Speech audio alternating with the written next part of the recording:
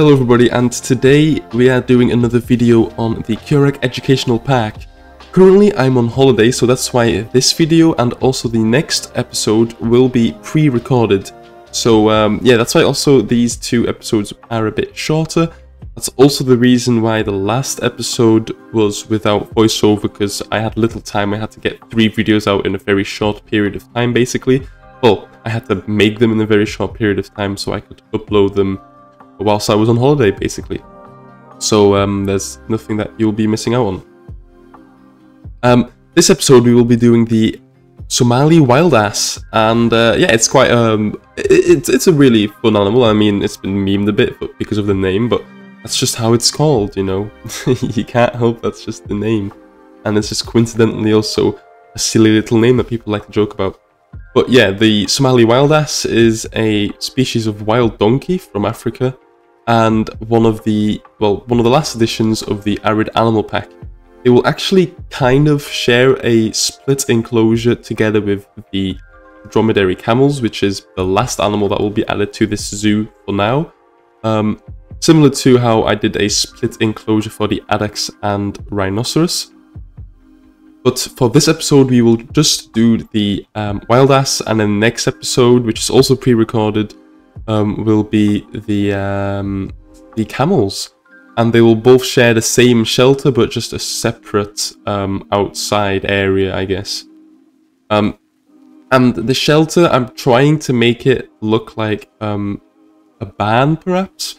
I'm trying to give it more of a farm feeling, because I guess these are like the two animals that you would kind of connect to farm life, since, you know, it is a wild donkey species, obviously, just as it is a wild dromedary species, but dromedaries are domesticated, and there are also domesticated donkeys. Although this is not a domesticated donkey, this is very much a wild species of donkey. But it just fits with the kind of the farmland feeling.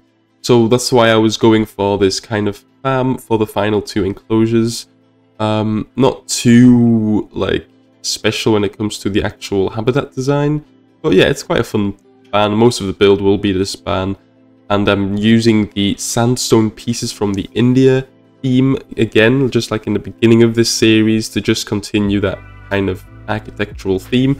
I've been kind of going away from it for the last couple of videos, since I've been using a lot of those twilight pieces, which I still use in this build, as you can see, for a lot of the trims and stuff. But yeah, I'm just going back to those original Indian sandstone bricks.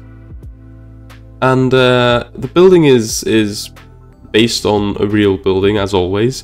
I think it's originally for giraffes. That's also why there's like a tall area, but I do make it a bit lower compared to the real life counterpart, since, you know, it's just camels and donkeys, so they don't need to they don't need a huge door to get inside, since there's no giraffes in this enclosure. But yeah, the original shelter is based on the giraffe shelter. I tried to give it some more of that grassland feeling or desert feeling by using those North African pieces, the sandstone pieces, and a couple of those twilight pieces as well for that rustic feeling. The roof itself is more utilitarian, just to remind you, it's still a zoo, and it's not a wonderland, you know. It's still a zoo, and it needs a functioning roof. Just a simple kind of roof.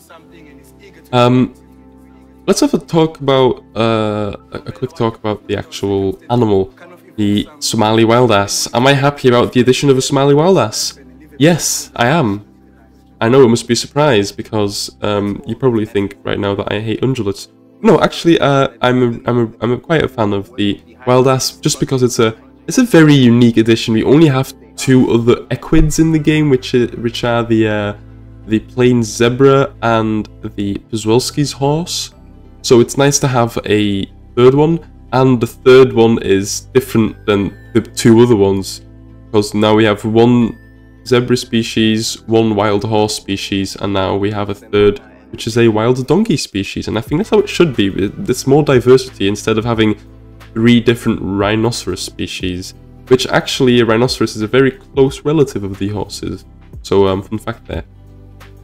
although yeah, I'm not trying to complain about the rhinoceros, because they are all different, obviously, because especially the Indian rhinoceros is very different from the African counterparts.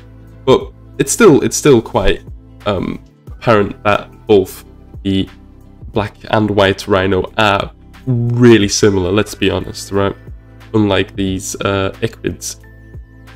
Yeah, the wild ass it's a simple animal, and I think it's good for a big group of fans, since not only is it another African species, it's an arid species, but also a lot of people who want petting zoos will definitely use the donkey to just pretend it is a domestic donkey, which, you know, it works, and I'm kind of doing that sort of by having a ban feeling, although I'm definitely not denying the fact that this is a wild donkey species. But yeah, you can definitely pretend it's a domestic donkey and have it in your farm areas, which is fine, and it's very fun. So I think that's why I think the wild ass is a popular addition. And the other reason is that people really love making fun of the name, because it's a silly name. I know that's just children, I guess, or the internet more. I'd say the internet, yeah, loving to make fun of those kind of things, you know. But yes, it's a very unique animal as well, since it's quite an endangered animal, I think, since it only... Actually, I haven't checked the endangered status, but it does have a relatively small territory. Although that doesn't always mean it's endangered, because there's a lot of animals with a small territory on Earth, yet still not being endangered. It just means they don't live in a lot of places, like, for example, the fox that lives basically everywhere.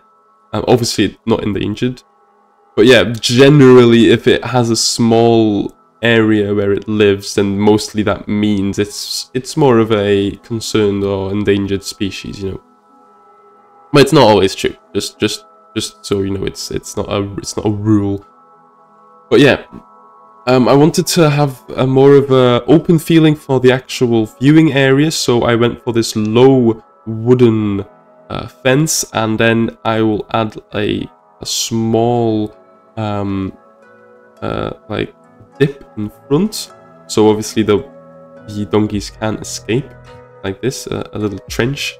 I know there's another word for it, but I'm just losing my words. I'm just going to call it a trench, which sounds very negative. But yeah, a simple trench with some plants inside and some rocks to make it look a bit interesting. And then like I said, the actual enclosure itself is not super interesting. It's still a desert zoo, you know, what do you expect? Not a lot of plants or anything. But yeah, I think the rest of the enclosure is basically doing plants, so I guess enjoy the rest of the speedbuild. I won't be talking too much anymore. I won't be annoying you for the rest of the video, actually, because there's no walkthrough, because the walkthrough at the end of the video will be kept for the next episode, when we have both animals in, so we can do a complete tour of these two enclosures together. So yeah, no walkthrough at the end of this video, so you don't have to stick around if you don't want to. And you've seen the little cinematic at the beginning, so yeah, I guess enjoy the rest of the speed build, and I'll see you in the next episode. Bye-bye.